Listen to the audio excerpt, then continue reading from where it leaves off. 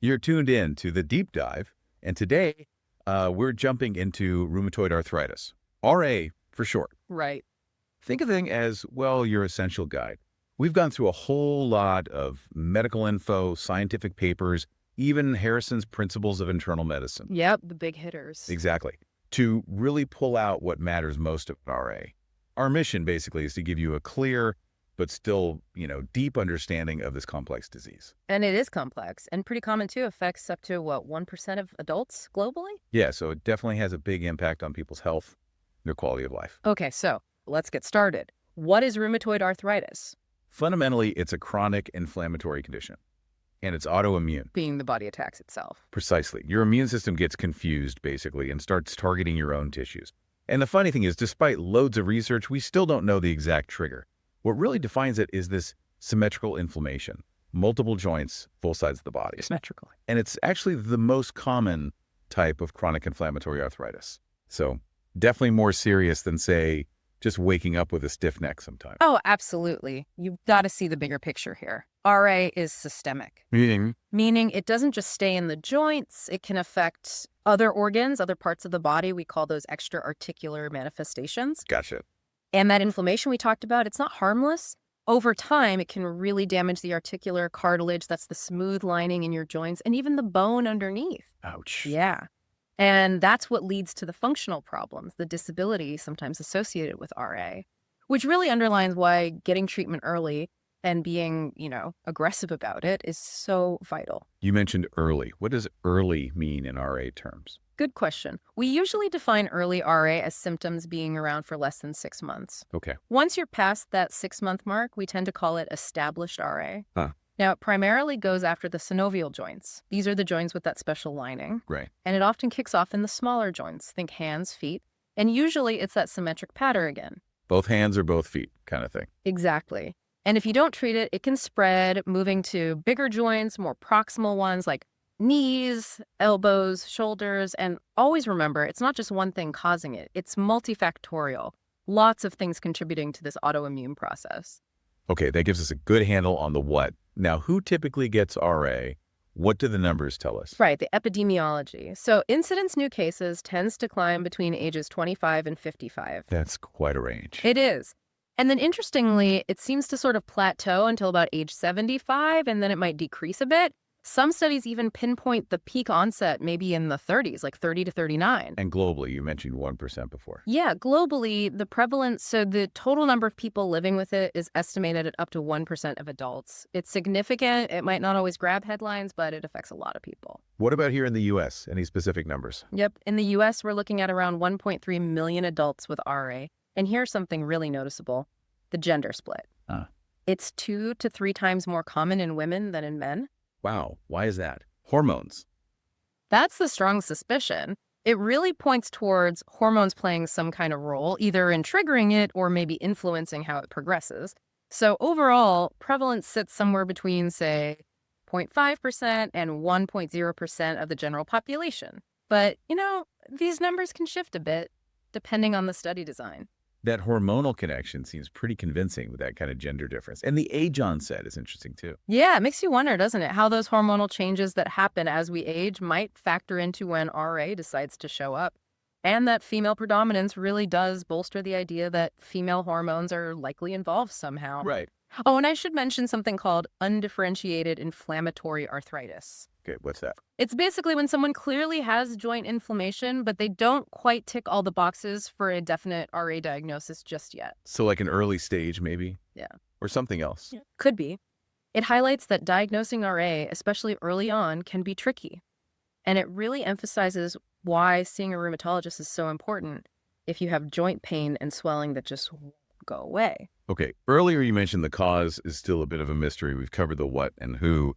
Let's try to tackle the why. What's going on underneath? Yeah, the elusive why. As we said, the precise trigger isn't known, but the general consensus, the big picture idea is that it's this complex dance between your genes and your environment. Nature and nurture again. Pretty much. The core issue is it's autoimmune, the immune system attacking healthy tissue. So the hypothesis is you have a genetic predisposition, you're born with certain genes that make you susceptible. And then you encounter certain environmental triggers, and bam, that combination flips the switch, leading to RA. Things like hormones, infections, maybe other immune factors are thought to be involved. Even socioeconomic stuff, psychological stress, lifestyle choices, they might play a role too. It's like a recipe with a lot of potential ingredients. So not just down to random bad luck. It's likely a specific combination for each person. That seems to be the most likely explanation. What happens pathologically is you get this abnormal inflammatory response right in the synovium, the joint lining. And that causes the symptoms. Exactly. That's the source of the pain, the swelling, the stiffness. And if that inflammation gets really severe, it can start to involve the bone itself, the cartilage, other tissues in the joint. That's where the serious damage happens. And the systemic stuff, the extra-articular things. Those abnormal immune reactions are probably behind those too. What's really fascinating, though, is that there might be this long, silent period before any symptoms show up. Silent period. Yeah, where the autoimmune process is already starting, developing quietly. The immune system is kind of gearing up, but you don't feel anything yet. Like building up steam behind the scenes. That's a good way to put it. There's this proposed model of how RA develops in phases. First, you just have the genetic risk, asymptomatic. Then maybe you move into a phase of asymptomatic immune activation. You might have certain autoantibodies like RF or anti-CCP or inflammation markers show up in your blood, but you still feel fine. Oh, right. Then maybe a preclinical phase. Abnormal biomarkers are there, maybe some vague joint aches, perhaps. And then it progresses to clinically obvious inflammatory arthritis with clear symptoms. And that interaction between genes and environment is key throughout this. Absolutely critical. Take smoking, for instance. There's a really strong link between smoking and developing a specific type of RA, the kind where you test positive for ACPA antibodies. Right. And how does the actual damage happen in the joint? It's immune-driven. The joint injury comes from a few things. Synovial hyperplasia, that's the lining getting too thick, overgrown. Then you have immune cells, lymphocytes flooding into the area. And locally, these cells produce inflammatory signals, cytokines, chemokines. It's like a sustained inflammatory attack. And genetics contributes how much to the risk? Estimates are around 50% of your risk comes down to genetics. We know some specific genes are involved, like certain HLA types, HLA-DR4, HLA-DR1, particularly ones with what's called the shared epitope. Shared epitope. It's a specific sequence within those genes linked to higher risk. Other genes like PTPN22, TRF5 pop up too. And, big genetic studies, genome-wide scans, they've flagged over 150 potential DNA regions involved. Many seem linked to that seropositive disease, the kind with antibodies. That's a lot of genes. What about the environmental side? You mentioned smoking. Smoking is a big one, definitely. But other factors consistently linked include using certain external hormones, things related to female reproductive factors, exposure to silica dust, air pollution, even gum disease, periodontitis. Lung disease. Yeah, there seems to be a connection. Interestingly, some studies hint alcohol might be protective, but that needs more solid research. And higher birth weight has also shown a slight association with increased risk. And family history. Oh, definitely. If you have a first-degree relative, parent, sibling, child with RA, your risk is significantly higher, maybe 3 to 9 times higher, which points to those shared genetic and maybe environmental factors. So that gene-environment interaction is where the action is. It really seems to be the crux of it. It's thought to be key in triggering the production of those autoantibodies we talked about, RF and anti-CCP. And these antibodies can show up years before symptoms start, especially in genetically susceptible people. So the antibodies come first. Often, yes. The idea with smoking, for example, is that it might cause changes to proteins in the lungs, a process called citrullination. Citrullination. Right. It changes the protein structure. And in people with the right genetic background, like those HLA-SE genes, the immune system might see these changed proteins as foreign and mount an attack. And research shows that immune complexes, basically antibodies bound to these citrullinated proteins, can activate inflammatory pathways, like through something called toll-like receptor 4. Okay, getting technical now. Yeah, a bit. But even animal studies back this up. They've shown links between environmental exposures, like smoke or infections, and developing autoantibodies and arthritis. There was one study in mice with human risk genes where exposure to an enzyme from a common mouth bacteria, Porphyromonas gingivalis. The gum disease one. That's the one. Exposure led to autoantibodies and arthritis in those mice. So genes load the gun, environment pulls the trigger. Is that too simple? It's a simplification, but it captures the essence, I think. Those HLA gene variations, especially HLA-DRB1, are major genetic risk factors. But you likely need that environmental nudge for the disease to actually show up clinically. Which suggests we could potentially prevent some cases, like stopping smoke. Exactly. That's a huge potential avenue. And that phased development model, it offers hope for early intervention, maybe catching things at the biomarker stage before symptoms even start. Okay, so let's say someone has developed RA. What are the first things they might notice? What are those initial symptoms? Well, the early symptoms usually stem directly from that inflammation in the joints, tendons, or bursae, those little fluid sacs around joints. Right. The classic one is morning stiffness. Waking up feeling really stiff in the joints, lasting for more than an hour typically. And it usually gets better once you start moving around. Which joints usually get hit first? Typically, the small joints of the hands and feet. We're talking the PIP joints, MCP joints in the hands, and the MTP joints in the feet. Okay. But the initial pattern can vary. Sometimes it's just one joint monoarticular, sometimes a few, maybe 2 to 4 that's oligoarticular. Or it can be many joints right from the start, polyarticular, 5 or more. But usually symmetrical, you said. Yes, that symmetry is a really key characteristic. Same joints on both sides of the body tend to be involved. And if someone starts with inflammation but doesn't meet the full criteria yet, maybe just 1 or 2 joints, they might get that diagnosis of undifferentiated inflammatory arthritis initially. And what does an affected joint actually feel like or look like early on? It'll typically be painful. Pain when you press on it or when you move it. Swelling might be there, but not always obvious. Okay. When a doctor examines it, they might feel this characteristic thickening of the joint lining, the synovium. It's often described as feeling kind of boggy or spongy. Bug. Interesting description. Yeah. And interestingly, obvious redness or warmth isn't usually a big feature early on, which can help tell it apart from things like joint infections. Right. Oh, and wrist involvement can sometimes cause carpal tunnel symptoms, numbness, tingling in the hand. And if multiple hand joints are inflamed, you'll often notice grip strength goes down. What about those more dramatic changes we sometimes see pictures of? The hand deformities.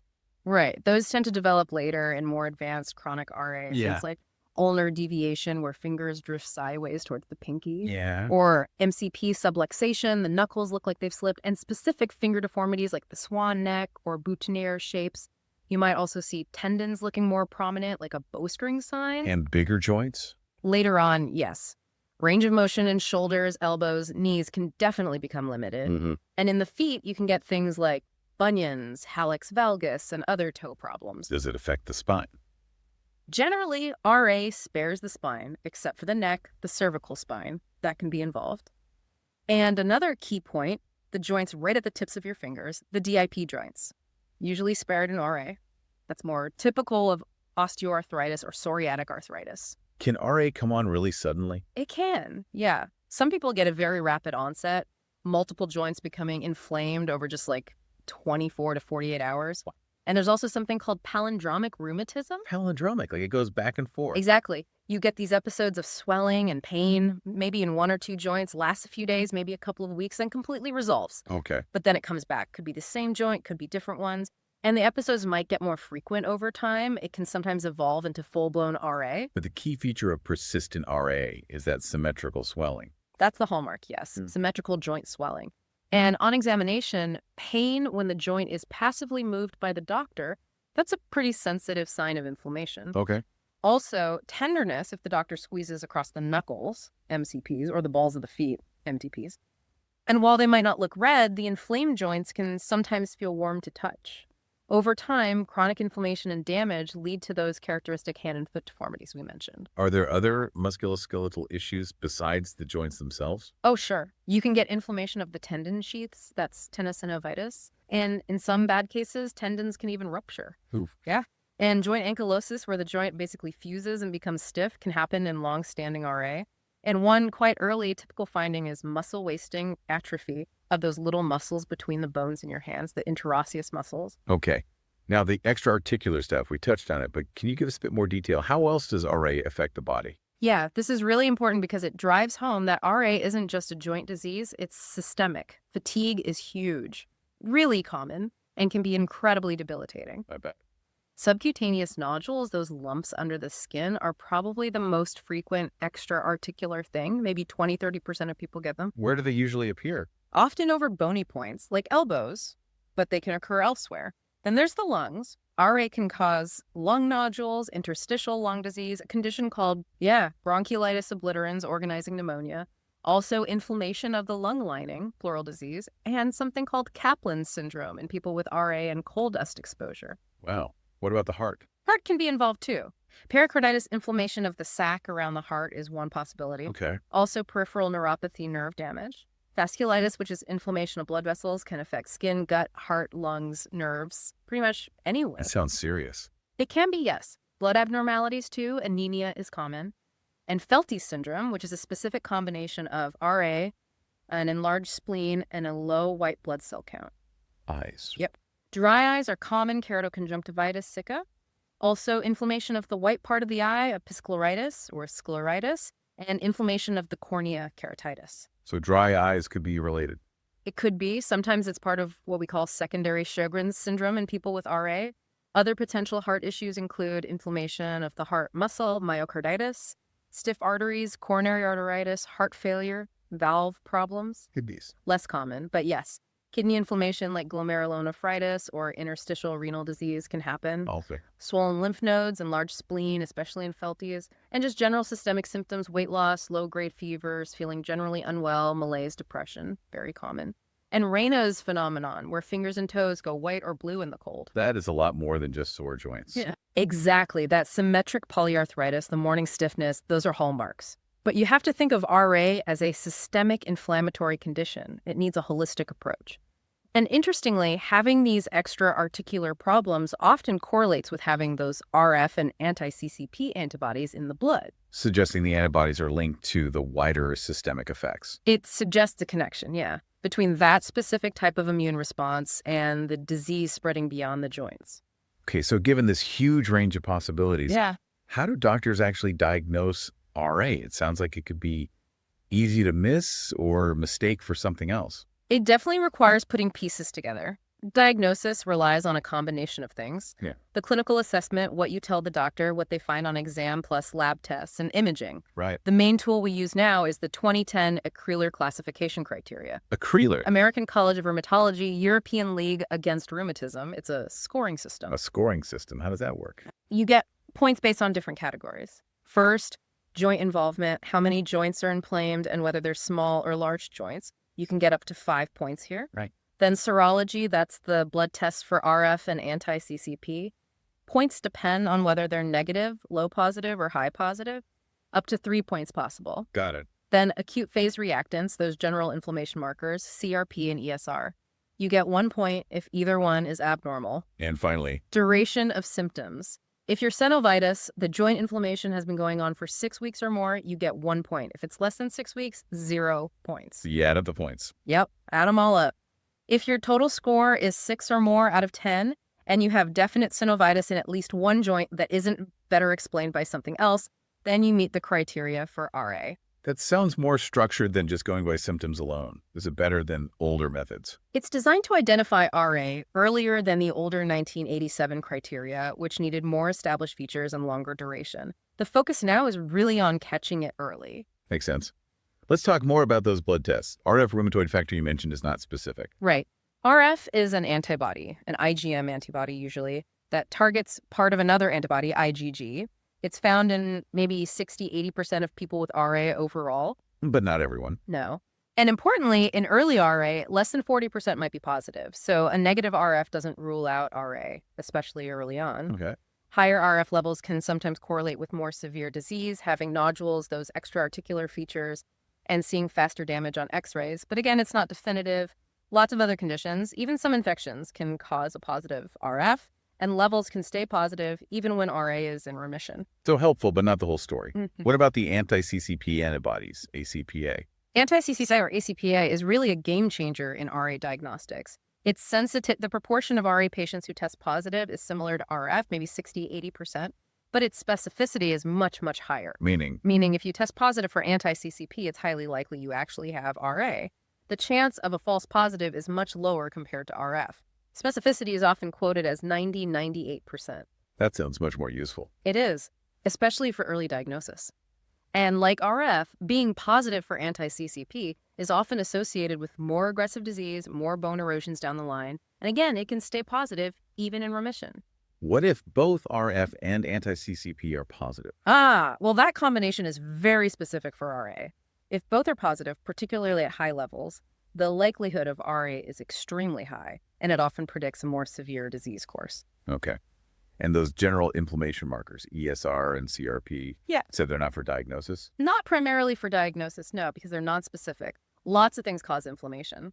Elevated ESR, SED rate, and CRP are common in active RA, and CRP levels do seem to correlate with how quickly joint damage progresses on x-rays. So they're useful for tracking. Exactly. Very useful for monitoring disease activity, seeing how well treatment is working. If levels come down with treatment, that's usually a good sign. But you wouldn't diagnose RA based just on a high CRP or ESR. Any other important blood tests? What about a regular blood count? The CBC, yeah.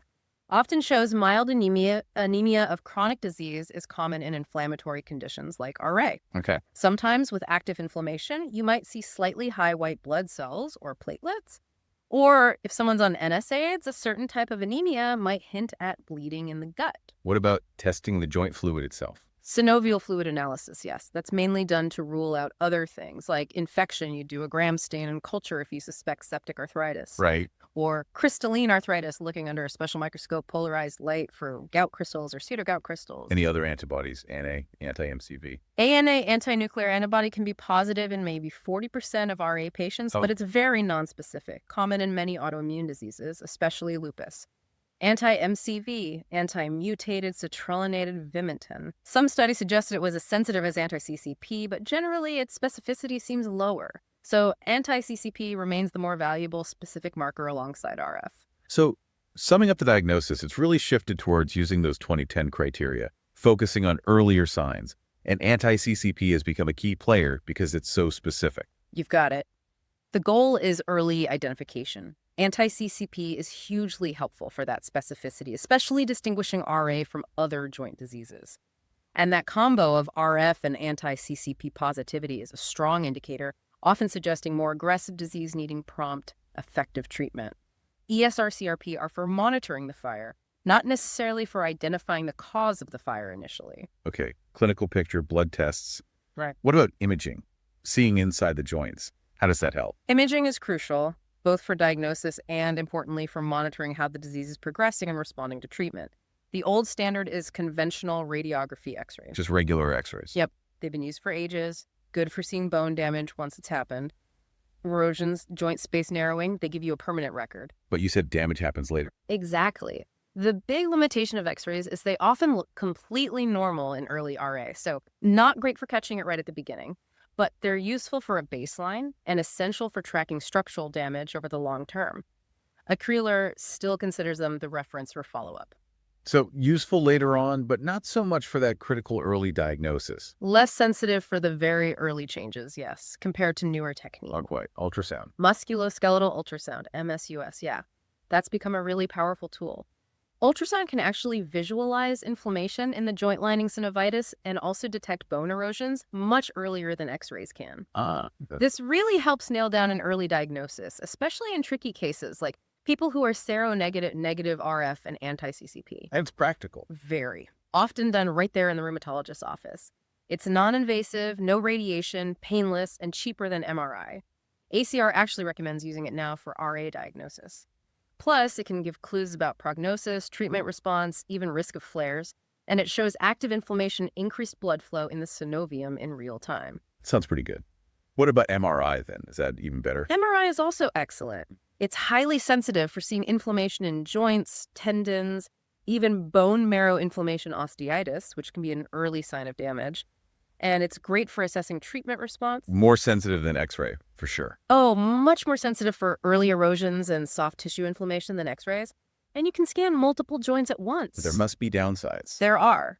Cost is a big one, significantly more than ultrasound or x-ray. Accessibility can be an issue. And the procedure itself, some people find it uncomfortable, claustrophobic, noisy. Plus, you can't have certain metal implants. So is it used routinely? Less so for initial diagnosis now, according to ELOR guidelines. Because ultrasound does such a good job detecting early changes and is more practical, MRI is often reserved for more complex cases where ultrasound might not give the full picture.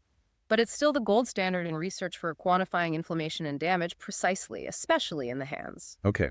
You mentioned tomosynthesis earlier, too. Right, tomosynthesis. It's like a 3D X-ray, basically. Takes multiple low-dose images from different angles, reconstructs them. Studies show it's better than regular X-ray for seeing erosions, almost as good as MRI in some cases. Might be particularly useful where bones overlap on a standard X-ray. Still emerging, but promising. Any cool future tech in RA imaging? Definitely stuff in the pipeline. More specific probes for nuclear medicine or MRI that target the actual inflammatory pathways. New MRI sequences, better contrast agents to get even earlier, more detailed info about disease activities, severity, treatment response. Techniques like dynamic contrast-enhanced MRI are already proving valuable for looking at early RA activity. So the trend is definitely towards using these more advanced techniques like ultrasound and MRI to catch things earlier. Absolutely. It reflects that whole treatment philosophy. Intervene early, prevent damage. It's always a balance, though, between the diagnostic power of something like MRI and the practicality, cost, and accessibility of ultrasound or even X-rays. But MSUS is really finding its place due to those advantages. The future is likely even more personalized imaging, helping tailor treatments even better. Right. So once array is diagnosed, what's the plan? What are the goals of treatment? The main goals are pretty clear. Get the disease activity as low as possible, ideally into remission, or there are basically no signs or symptoms. Stop or slow down any further joint damage. And, crucially, improve physical function and overall quality of life. How do you achieve that? Just medication. Medication is central, but it's usually part of a bigger program. It needs to be comprehensive, integrating meds with things like social and emotional support, and really good education for the patient and their family about the condition. Other pillars include strategies to reduce joint stress, physical therapy, occupational therapy, and sometimes surgery is needed down the line. And you mentioned early and aggressive treatment. That's the mantra now. Starting effective treatment early is key to preventing irreversible joint damage and long-term disability. We don't wait around anymore. Okay, let's break down the medications. What are the main types? Broadly, you've got NSAIDs, corticosteroids, and the big category, DMARDs, disease-modifying anti-rheumatic drugs. NSAIDs first. Yeah, Like ibuprofen. exactly. Ibuprofen, naproxen, celecoxib, even aspirin. NSAIDs are good for reducing acute inflammation, which helps with pain and improves function. They provide symptomatic relief. But they don't fix the underlying problem. Correct. They don't change the actual course of the disease or prevent the joints from getting damaged long-term. And they have potential side effects, stomach upset, kidney issues, increased cardiovascular risk with some. So useful for symptom control, but not the core treatment. Okay. Corticosteroids like prednisone. Right. Steroids are powerful anti-inflammatories, and they also affect the immune system. Can be given orally by injection into a vein or muscle or directly into a joint. When are they used? Often used early on, maybe as a bridge therapy while waiting for the slower-acting DMARDs to kick in. They can quickly reduce inflammation. They can also be used long-term at low doses as an add-on treatment if other meds aren't fully controlling severe disease. But steroids have side effects too, right? They certainly do, especially with long-term use. Weight gain, higher blood pressure, higher blood sugar, increased risk of cataracts, thinning bones, even a serious condition called a vascular necrosis. So we try to use the lowest effective dose for the shortest possible time. Okay, now the DMARDs, disease modifying. These sound important. They are the cornerstone. The goal of DMARDs is to actually alter the disease process itself, slow it down, ideally stop the joint damage seen on X-rays, and provide sustained control. They work more slowly than NSAIDs or steroids, might take weeks or months to reach full effect. Are there different kinds of DMARDs? Yes, we broadly group them into conventional synthetic DMARDs, or CSDMARDs, Okay. and biologic DMARDs, or BDMARDs, plus a newer group called targeted synthetic DMARDs, TSDMARDs. Let's start with conventional synthetics. What are those? These are older, small molecule drugs. The main one, often the first choice, is methotrexate. Methotrexate, I've heard of that. Very effective. Reduces signs and symptoms, slows or even halts radiographic damage.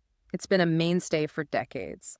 Others in this group include hydroxychloroquine plaquenil, which is generally well tolerated, often used for milder RA or in combination. Any others? Sulfasalazine is another effective one, also slows damage, sometimes used in triple therapy with methotrexate and hydroxychloroquine, and leflunomide, which has similar efficacy to methotrexate, sometimes used if methotrexate isn't tolerated. Okay. Now, biologics, how are they different? Biologics are a newer class. They are large molecule drugs, usually proteins, engineered to target very specific parts of the inflammatory process, much more targeted than the conventional DMARDs. Like targeting specific molecules. Exactly. The first big group were the TNF inhibitors. TNF, tumor necrosis factor, is a key inflammatory cytokine. Drugs like etanercept, infliximab, adalimumab, certolizumab, golimumab block TNF. And they work well. Generally very well, often quite rapidly, reduce symptoms, slow damage. But the big watch out is an increased risk of infections because you're damping down part of the immune system. Includes risk of serious infections, reactivating TB or hepatitis B if they're latent. Okay, infection risk. What other types of biologics are there? There's abatacept, which targets T cells, another key immune cell. Rituximab targets B cells, usually used if TNF inhibitor haven't worked well enough. Then there are IL-6 inhibitors like tocilizumab and sirolimus. IL-6 is another important cytokine, also effective, especially after TNF failures. And an IL-1 inhibitor, anakinra, though maybe used a bit less commonly now.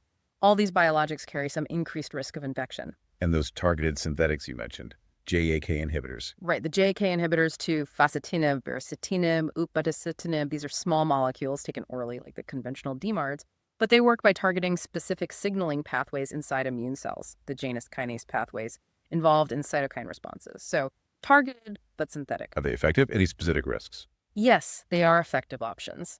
A specific concern that emerged with some JAK inhibitors is a potential increased risk of blood clots, VTE, so that needs careful consideration. Are there any other meds used, like older chemo drugs? Occasionally for very severe RA or life-threatening systemic complications, older drugs like azathioprine or cyclosporine might be considered, but their use is limited now because of potential toxicity and the availability of more targeted options. Wow, quite an arsenal of medications. What about the non-drug approaches? Super important. Non-pharmacological strategies are key for managing symptoms and maintaining function.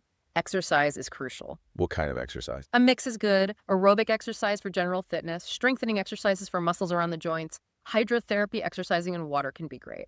Practices like Tai Chi also show benefit for function, pain, fatigue. Diet. Does that play a role? It's a hot topic. Some research suggests potential benefits from things like intermittent fasting, but more studies are needed. A generally healthy anti-inflammatory diet is always a good idea, though. Other things like massage, stress reduction, maybe counseling can help manage the overall burden of the disease. And therapy. Physical therapy. Yes, physical and occupational therapy, PT and OT, are vital. PT helps with pain relief, improving range of motion, strength. OT focuses more on function, helping patients learn joint protection techniques, energy conservation strategies, finding ways to do daily activities more easily. What about splints or braces? Splints and orthotics can be really helpful. They can support joints, reduce pain and inflammation, improve function, and sometimes help prevent deformities from worsening. Assistive devices, too, things to help with opening jars, dressing, walking aids. They help maintain independence and reduce joint stress. Sounds like education is key, too. Absolutely essential. Patients and families need to understand RA, the treatments, why adherence is important. Good education leads to better outcomes. Simple things like heat or cold packs can help with pain and stiffness. Self-management programs empower patients to take control, improve function, manage pain and fatigue. And psychological support, like cognitive behavioral therapy, CBT, can be really beneficial for coping with chronic pain and fatigue. When does surgery come into play? Surgery is usually considered later when there's significant joint damage causing severe pain or major functional limitation that isn't helped by other treatments. What kind of surgery? Options include synovectomy, removing the inflamed joint lining. Total joint replacement arthroplasty is common for knees, hips, sometimes wrists, elbows. Surgery to release trapped nerves, like for carpal tunnel. Occasionally removing problematic rheumatoid nodules. You mentioned pregnancy before. Can you recap the management during pregnancy? It sounds tricky. It requires very careful planning and close teamwork between the rheumatologist and obstetrician. Most DMARDs need to be stopped before conception, during pregnancy, and breastfeeding because of risks to the baby. Methotrexate and leflunomide are definite no-goes that can cause birth defects. Are any meds okay? Hydroxychloroquine is often considered relatively safe to continue. Low-dose prednisone might be used cautiously if absolutely necessary, maybe NSAIDs in the first 2 trimesters, but only under very close supervision. It's a real balancing act between controlling the mother's RA and protecting the baby. So overall, treatment has really evolved much better now than, say, 30 years ago. Night and day difference. The impact of starting DMARDs early and aggressively, including using biologics and targeted synthetics when needed, has been revolutionary. We've moved from just managing symptoms to actively trying to modify the disease course and prevent long-term damage. It's all about a multidisciplinary, individualized approach now, considering everything about the patient. Okay, let's look at the long view. What's the prognosis like today? And what are the potential complications down the road? The prognosis, the long-term outlook, has genuinely improved dramatically in the last couple of decades. Thanks to those better therapies and the focus on early treatment. Those really severe, crippling forms of RA, much less common now. That's great news. Mhm. And it's still serious. Oh, absolutely. It varies hugely. Some people might have relatively mild symptoms for a short time, but for most, it's a progressive, lifelong condition. The course isn't always predictable. Are there signs that predict a tougher course? Poorer prognosis? Yes, we know some factors tend to indicate a potentially worse outcome.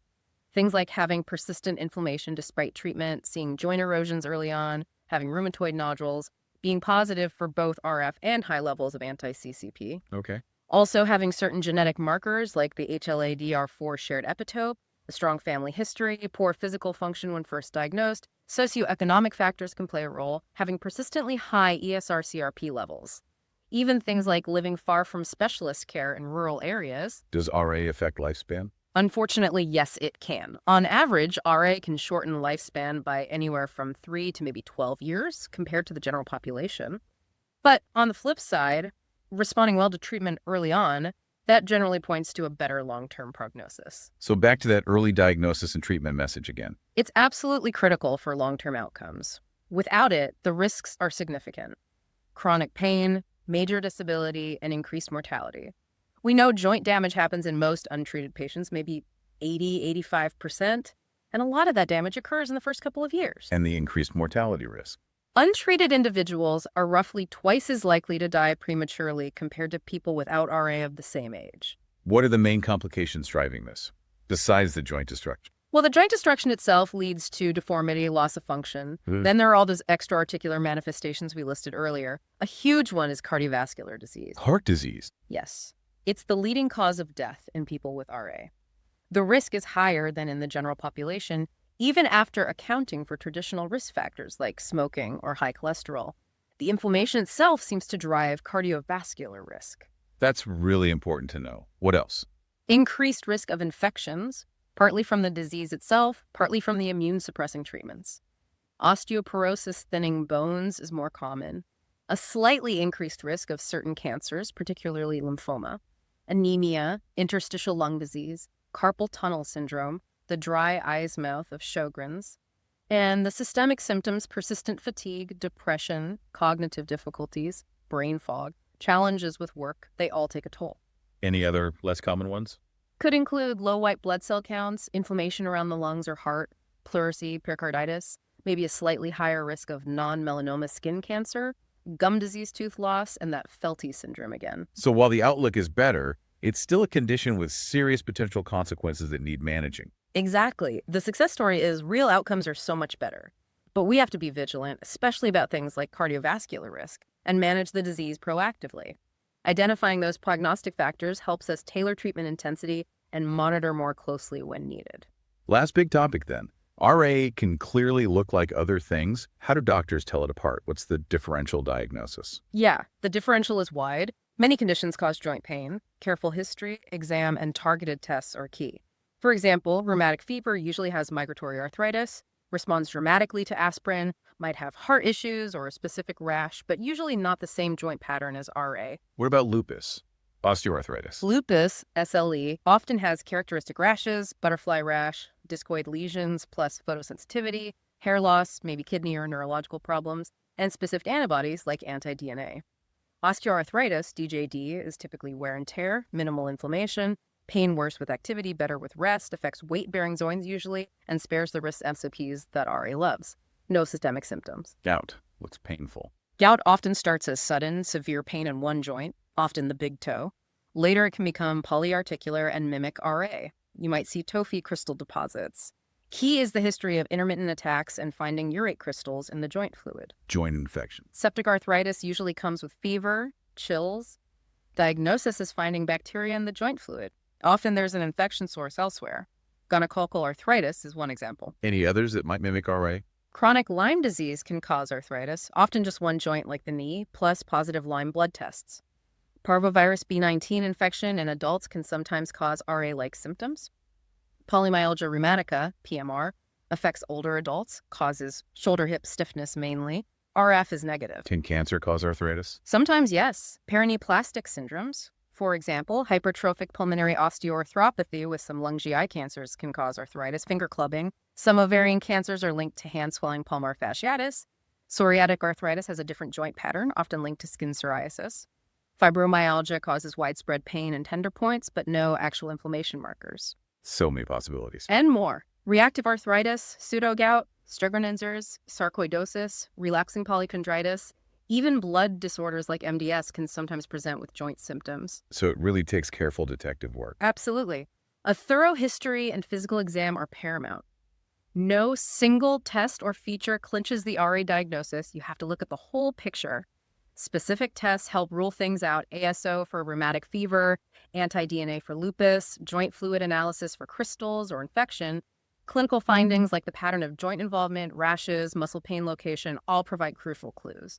And newer imaging like ultrasound can sometimes spot features suggestive of other conditions, like enthesitis and spondyloarthritis or crystals in gout. Well, this has been incredibly thorough, a real deep dive into rheumatoid arthritis. It's obviously a very complex condition. It truly is, affects so many aspects of a person's life. But as we've really stressed, the progress in understanding and treating it, particularly that focus on early diagnosis and effective intervention, has made such a difference to outcomes and quality of life. It really is striking how much the outlook has changed. It definitely leaves you thinking about what future research might uncover. Perhaps even ways to prevent RA altogether for those at high risk. Thank you so much for sharing all this insight with us today. My pleasure. Always important to get good information out there. Absolutely. Well, that's all for this deep dive. Join us next time for another exploration.